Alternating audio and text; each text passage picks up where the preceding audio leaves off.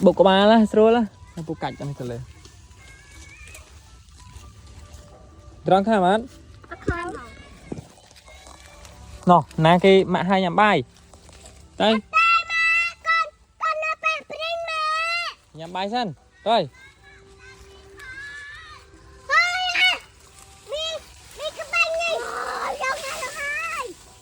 tôi ba hả thế nào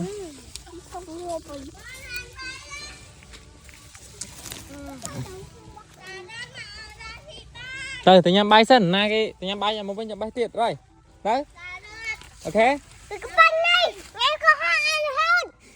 đây rồi tự nhắm bay sân nhắm bay cho một bên na tôi tự nhắm bay hay một bên na tôi nhắm bay ớt đã bay mười pù này tới tự nhắm bay hay cho một bên bay tiệt ok bay này ở sân mọi người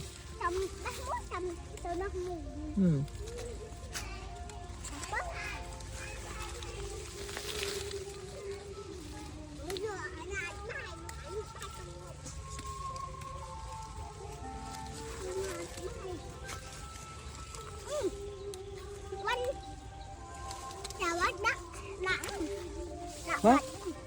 Cái cá hả? Cái đã bật này.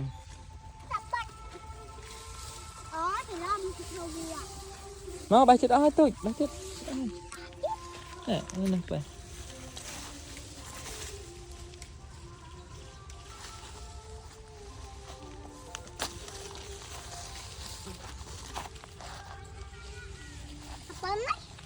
Đây đại chơi hết.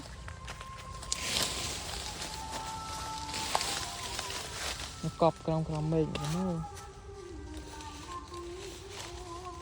nó bay xuống vô cặp mình rồi đấy ok hay bữa trái xong các bạn lúc nhẹ ngoài bay tam mày vậy chứ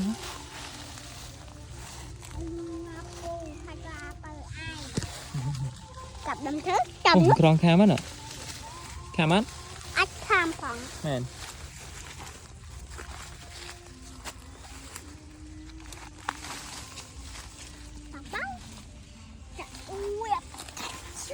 con kham này phụ cặp mày đi chơi nha con kham này đây vô nó nó vinh nó xanh ấp này chơi vô tóc nó quên này quên này hết rồi ta tia rồi hết tia trên hoa tay mền lấy